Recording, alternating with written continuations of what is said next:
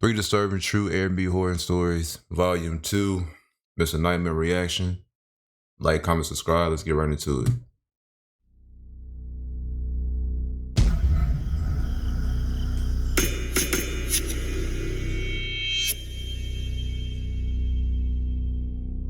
I rent out my South Carolina house on Airbnb whenever I'm not using it.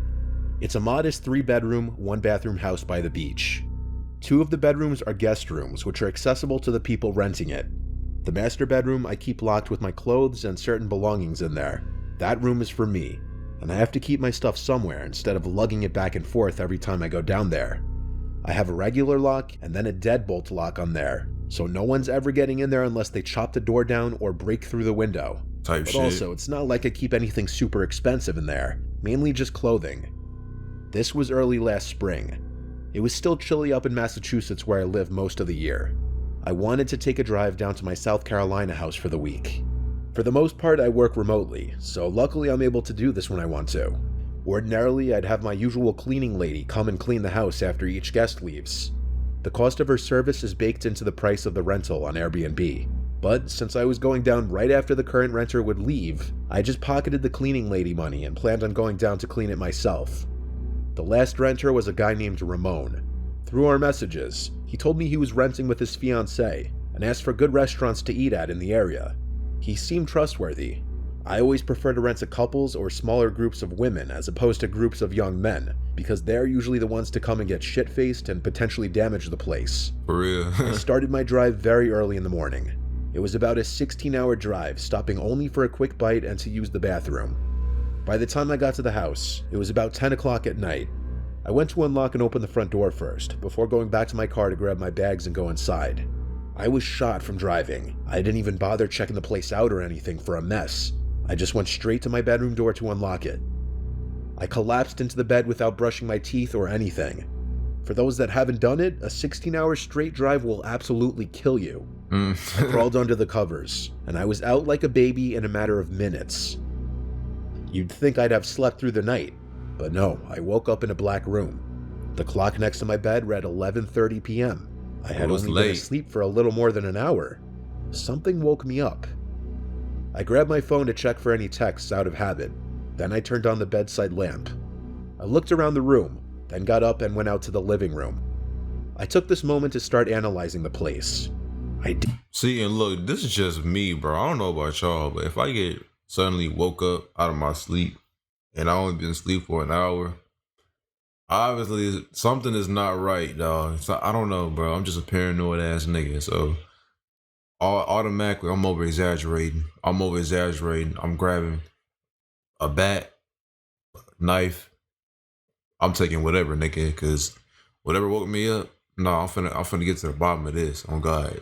But maybe I just be exaggerating sometimes. Noticed a single thing moved. Not a pillow, not a can of beer, nothing. I went to the bedrooms. Both were void of any people, though the covers on a bed in one of the rooms seemed to have been moved. So yes, they did come. I thought they may have been the cleanest couple to have ever stayed in my place. I have a camera set up on the front porch of the house. I never really think to check it unless a customer is giving me any kind of hard time, but I was curious. I opened the app to the camera system on my phone and went to the movement history. It picked up on a man entering the house via the code lock 3 days earlier. Just a man though, he had no woman with him. Strange. I checked for any other movement updates from then until the moment I showed up, which it also caught on video. That's weird, man. There was nothing. I checked it over like 5 times. I suddenly got the chills. I went to the Airbnb app to message Ramon and ask if he checked out okay, even though it was late at night. I went to check the bedroom where I presumed he slept in. I started checking under the bed and in the closets. I was yanking the closet doors open as if I were ripping off a band-aid. Each time, I was greeted with an empty closet. I moved along to the second guest bedroom. Both twin beds in here were still neat and untouched. As I yanked open the last closet he could have been in, I saw that it was empty. I sat on one of the beds for a second to just stare at the conversation between Ramon and I. That's when I heard the master bedroom door click shut, quietly. In a way that a person would have done it, not a draft. Fuck that. I went out to the living room and looked at the master bedroom door. I said, "Ramon, are you still in here?" with a shake in my voice. No response. I could see the light was still on in the room through the bottom crack of the door. I got on all fours to look under the crack of the door, and I fell backwards when I saw 2 feet standing not far behind the door, maybe a couple feet away. I went to the knife holder in the kitchen planning to grab the biggest carving knife. It was already taken. Oh. By this point, my only logical option was to leave the house and call 911, and that's what I did. I waited out front until the police showed up. Then as we went inside, there was Ramon, waiting in the living room, no knife in hand. He spoke in this Portuguese accent, acting all innocent, saying he just needed a place to stay for one more night, which was complete bullshit. You boy. He denied exactly. ever picking up the knife, which was conveniently placed back in the knife holder now. After 30 minutes of 2 police officers outside talking to Ramon and 2 inside talking to me, they actually let him go and told me I should contact Airbnb and try to work it out with them. And I was just shocked. I felt like the police didn't do their job. After everyone left, I changed the lock code on the door, and I contacted Airbnb about what happened. Though I didn't receive payment for the extra day Ramon squatted in my house, they did apparently ban him from ever using the app again. It doesn't really feel like proper justice though, when he was potentially waiting to stab me in my own house, in my own bedroom. And that's the thing, bro, like, Airbnb sounds scary as hell, bro. Like, Airbnb sounds scary because you never know who's in your fucking house.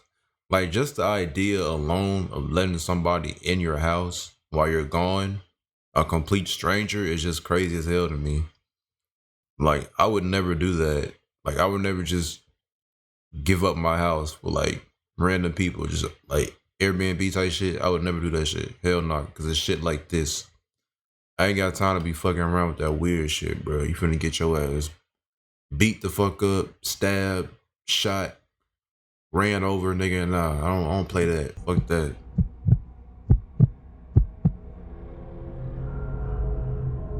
I'm 26 years old, still living with my parents. I'm not content with my job, and I'm in a relationship that I'm not too sure about. To say I've been stressed would be a monumental understatement. Shit. My mom and I were not getting along one week, and everyone was just bothering me. I wanted to escape for a weekend. I looked into little one-bedroom Airbnbs up in the mountains, and found one for cheap. It was in Troutdale, Virginia, a couple hours away from us. And based on the pictures, it was this nice, private, and peaceful-looking little place surrounded by woods. It was the fall too, so the foliage was going to be beautiful. I told my parents I was going there for the weekend. My mom seemed overly happy about me leaving for the weekend. My girlfriend was more so just confused, finding it weird and suspicious that I was going away to some random cabin in the woods alone for a weekend.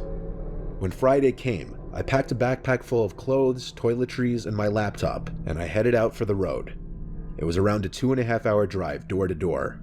The area of Troutville was very quiet and scenic. It was a perfect escape from suburbia back home. I needed a nice weekend just to spend to myself. I was driving up a gravel road when my GPS told me I arrived. I saw an opening in the trees next to the road. The instructions the owner of the Airbnb gave me were to cut through this opening onto the grass and up the little hill. I did exactly this, and there I saw the cute little house sitting at the top of the hill. The second I stepped out of the car, I inhaled the fresh rural air, instantly feeling happy I did this. The owner told me where to find. But on some real shit though, like, it's cool though, it's peaceful, but like, I would never do that. Number one is because, bro, it's in the middle of nowhere. You have no type of help. Nobody can hear you, bro. Anybody can just walk on your own shit and do whatever, bro. Like, living isolated is cool, but it's a double entendre, bro. Like it's two sides. Like, you get the good side and you got the bad side. You know what I'm saying? Like, being surrounded by woods is a good thing. It's a peaceful thing, but it's a bad thing too. Key to the front door. I let myself in and checked the place out. It was a nice cozy living room, small kitchen, bathroom, and one loft bedroom that you had to climb a ladder-like stairway to get up into, and there was a circular window over the bed. Lots of light got into the house, which was nice.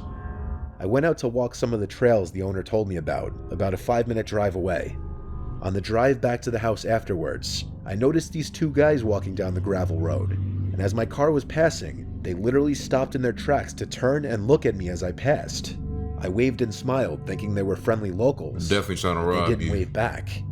It was completely off-putting. They looked at me as if my driving down the road was a crime. I didn't look back. I turned into the entrance of the property and back up the hill. I started reading one of the books I brought with me in the living room with the fireplace going. It was incredibly cozy. The sun was on its way down, and after reading a chapter of my book, I realized I was getting hungry. I went outside to my car, about to drive to the nearest Walmart, when I noticed two men kind of running into the woods down the hill by the entrance of the property, probably in response to seeing me come outside. I wondered if it was those two guys from the road earlier. It was incredibly strange. I suddenly decided to take my laptop and backpack with me in the car while I was gone just to be safe. On the drive into town, I messaged the owner letting him know about this. He replied saying it's nothing to be alarmed about. There's a lot of teens in the area that walk around. So I dismissed it. I drove like 20 minutes to the closest Walmart since there were literally no grocery stores in the area. I picked up a few food items to hold me over, some milk, granola bars, fruit, frozen dinners, bread, and cold cuts. By the time I got back to the Airbnb, it was completely pitch black out. There were no streetlights on these gravelly roads, and with no neighboring houses, truly the only light was from my headlights. It was creepy for sure. I pulled up to the hill to the little house. It was almost hard to find in the dark. I don't know about y'all, but like driving on a dark, gravelly ass road, pitch black, with only your headlights on, that's scary as hell. Like it's even scary, like on the screen, like on like movies and shit. But like in real life, bro, that's even scarier, nigga, because you never know what could pop out. It could be a bitch with long black hair covering her face, sitting on the road. Even a fucking deer could just pass by. Bro, anything can happen, nigga. That shit scary as hell. Backpack in the grocery bag and went up to the house in the dark, using my phone's flashlight to see. Once inside, I locked the door immediately. It was creepy out there. I ate real quick and went back to reading my book by the fire, and pretty soon the lights to the room suddenly cut out, and the only light in the entire house was from the fireplace. They tried cut your flicking shit on anything electric, but the power was gone. They cut your shit, I went bro. to message the owner again, who swiftly replied back to check the main breaker in the circuit box outside by the telephone pole near the back of the house. I didn't reply. There was no way in hell I was going out there. I was already paranoid from earlier. Real nigga. Why would the power be randomly cut out anyway? Exactly. Something was off. I heard a creak in the floorboard from the darkest corner of the room by the bathroom door. I looked over and saw this tall, looming figure in the doorway of the bathroom, lit up only by the fireplace. My worst fear had been realized. This was actually happening. A soft yet deep and disturbing voice told me to remain calm and give him everything I had. I was so scared I could barely speak. I said all I had was my laptop and some clothes. I knew them niggas trying to rob you. Told me to empty my wallet of all my money, which I did. As he stood in the doorway, I still couldn't see his face. He told me to go into the kitchen and stay there. Moments later, I heard the door to the house close. I looked into the living room. My laptop, backpack, and money was all gone. I called 911 quietly to report a robbery. 20 minutes later, an officer arrived. I described the two guys I'd seen walking down the street earlier that day, assuming it was them working together on this. Basically, all the officer could tell me was that they'd be on the lookout for anyone matching those descriptions. I messaged the owner to tell him what happened, and he was sympathetic at first, or so it seemed. He said I could go home the next day, but he didn't want to refund me for my horrible experience. Nigga, what? I thought would be a nice detox for a stressful point in my life. Nah, bro, you finna run me my money, bitch. Nigga, your Airbnb got robbed. I got robbed at your Airbnb, nigga. All my possessions is gone. My money, all that shit is gone. You better run me my money back or we fighting, nigga. Fuck you talking about? Bitch ass nigga, you better run me my shit. You better refund me, nigga. This the worst fucking experience I ever had. The fuck? Fuck that nigga talking about I'm not gonna refund you. Okay, bet. Drop your addy, nigga. Only made it worse. I'm finna pull up. Luckily, my laptop was only like $400 and I didn't pack any expensive clothing, but it was still the scariest experience of my life. There is a small part of me that believes the Airbnb host may have something to do with it. I still have no idea how that guy got into the house. That's weird as hell, bro. That made me think he really do got something, like, to deal with that shit, bro. Like, you definitely got something with that shit, bro. You playing that shit something. Cause how the fuck I'm gonna get robbed at your Airbnb and you gonna say I can't give you your money back? The fuck out of here, nigga. They probably robbed my shit and took it to you. You probably split that shit with them, bro. Type shit. Nah, man. I'm finna run the fade, bro. You not finna tell me you can't give me my money back after I just got robbed from your Airbnb. Your shit. Fuck out of here, dog. Finna pull up. So, a few years back, after some friends and I graduated high school, we celebrated in the White Mountains National Forest Reserve. We only lived 2 or so hours away, so it wasn't much of a hike. We all packed inside my friend Alexis's car. Also with us was my friend Rob, his girlfriend Stephanie, and our friend Kelly. Alexis's car was a Hyundai Accent, so a very small vehicle. We didn't pack much. We were headed to this Airbnb in Carroll, New Hampshire at the height of the summer. It was a gorgeous drive. Once we got to the house, it was just as depicted in the photos, only the pictures didn't include the shambling-looking shed next to the house. It seemed like it had seen better years. I probably could have knocked it down myself. Alexis joked around that maybe some old, crazy guy lived in there, and that's why the place was so cheap. Shit, But we probably. all laughed it off and unpacked our things. Shit. I'll be honest, I was really into Alexis, and I think she was into me, on account that she said we should share a bed. More so because the third bedroom had 2 doors leading to the outside and had a perfect view of that old shed. So she didn't want to sleep there, and she wouldn't let me. We both put our things in the living room and made the pull-out couch our bed. Not much happened the first night. A little later, we all sat in the hot tub in the garage/rec room. Alexis sat next to me, and we faced the woods, while Rob and his girlfriend were opposite of us. Robin. Rob's girlfriend couldn't step completely into the water on account of the stitches she just got.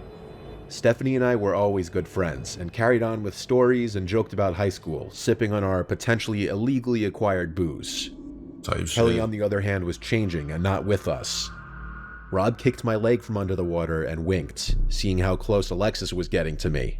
But that wasn't too much of a deal.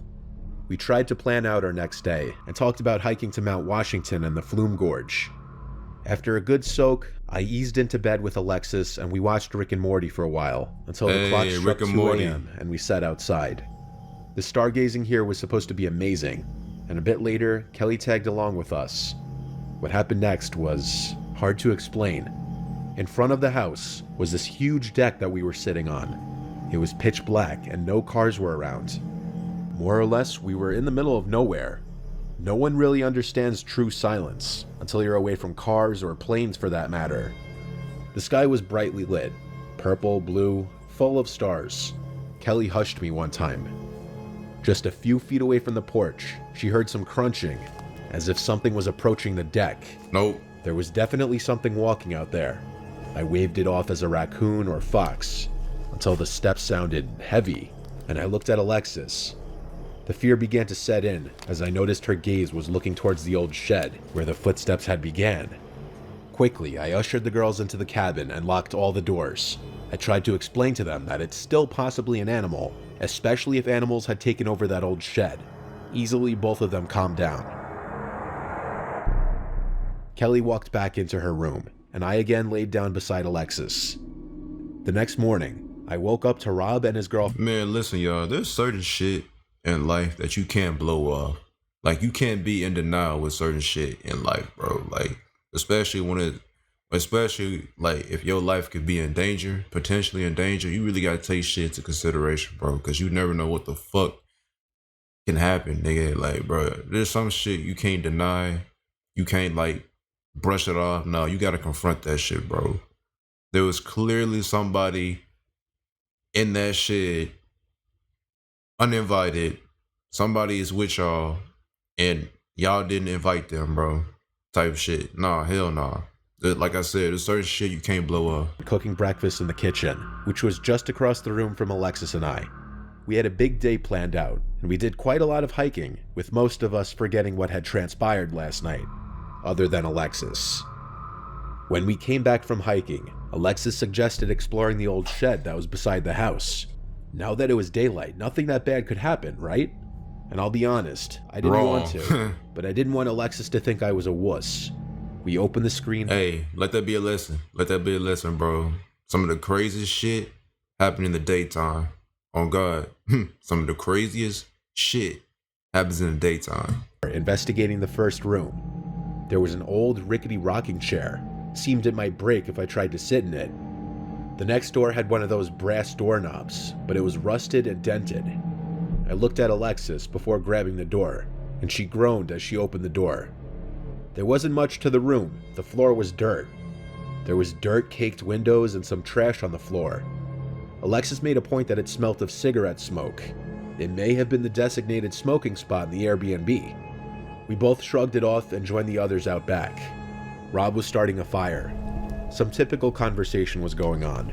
Rob poked fun at Alexis and I. The sun set and I turned off the floodlight out back to make the ambiance of our fire nicer. Some chuckles and stories are passed around, Rob and I boasting about our feats and whatnot. Then there grows a silence. That same crunching from last night is heard behind us, just against the tree line. Except it was faster and headed in our direction. And just like that, there was a flash of green light lighting up the entirety of the backyard for just a moment. What? Whatever was running towards us halted, but my thoughts were ruptured by Stephanie's screams as she bolted towards the house. Behind us, a blood-curdling cry or yelp was heard, a deafening sound that at first we thought was a siren. I instantly stood up, yelling for everyone to get inside. Stephanie must have saw whatever it was that made that cry. In my bolt, I accidentally knocked over Kelly, who hadn't gathered the entire scene yet. Damn, knocked over I turned that around bitch. to help her up. Rob was already halfway to the house. I ran to help Alexis gather our food items. Last thing we wanted if it was a bear for them to stay any longer. Ain't no bear. After that, I rushed Alexis to the back door, where Rob was waiting for us with some kind of bear spray. I already at this point had my Bowie knife out. I commanded him to go in, but he yelled at me to go in because he's got the range. The two of us saw this black mass walking along the outskirts of our fire. We didn't stay long enough to find out what it was. After meeting the girls in the living room, we called the police immediately. The officer reported to the house and looked all around with his flashlight, finding nothing. He clarified to us that the flash was due to lightning striking a nearby power line or transformer. As for the thing, he said it was likely a fisher cat or something. But Stephanie said that— Bro, that's not gonna give off a green light. What lightning strike gives off a green light, bro? The fuck out of here, bro. Police officers, they be coming up with just bullshit. Just so they don't have to do their jobs, bro. They be coming up with anything. Doesn't matter if it makes sense or not, bro. They be coming up with anything, bro. he saw a man hunched over with a cloak or blanket hung over him. Least to say, we didn't stay the next night over. The sheer paranoia of someone or something stalking us in the woods was reason enough. To say the least, we haven't returned to the mountains since. Oh, I bet. Who knows what's crawling around in those woods? Fuck that. I'll be out too. Yeah, fuck that. I'll be out too, bro. That shit is crazy as hell. Another reason not to get an Airbnb, bro. Nah, nigga. I'm definitely not getting an Airbnb after hearing these stories. Hell nah, bro. That shit is scary as hell. Just the fact that you living alone, dark and secluded, around the woods, nobody's around you. I would never, bro. Hell no. I would never. That shit is crazy as hell. But this will be the end of this video. Shout out to Mr. Nightmare. Like, comment, subscribe, all that good shit. Don Reacts, I'm out. Peace.